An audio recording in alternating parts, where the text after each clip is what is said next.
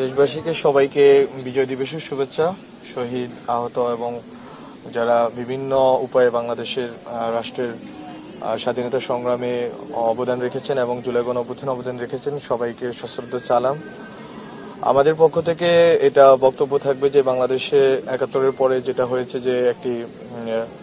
মুজিববাদী ব্যবস্থার ভিতর দিয়ে আমরা গেছি, বন্দোবস্তের ভিতর দিয়ে, বাট ওই বন্দোবস্ত এবারের গণঅভ্যুত্থানের ভিতর দিয়ে বন্দোবস্ত নস্যাৎ হয়েছে। আমরা আশা করি যে যেই বন্দোবস্তের কারণে বাংলাদেশ এতদিন পদানত রয়েছিল এবং বাংলাদেশের মানুষ গণতন্ত্র এবং বাক স্বাধীনতা থেকে শুরু করে স্বাভাবিক মানবিক মৌলিক মানবাধিকারগুলো পায়নি, সেই ব্যবস্থা রদবদল হবে এবং বাংলাদেশের জনগণ সত্যিকার অর্থে স্বাধীনতা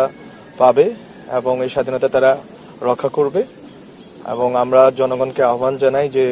এবারের যে বিজয় অর্জিত হয়েছে ২,০০০-এর উপরে শহীদ এবং ৫০,০০০-এর কাছাকাছি আহতদের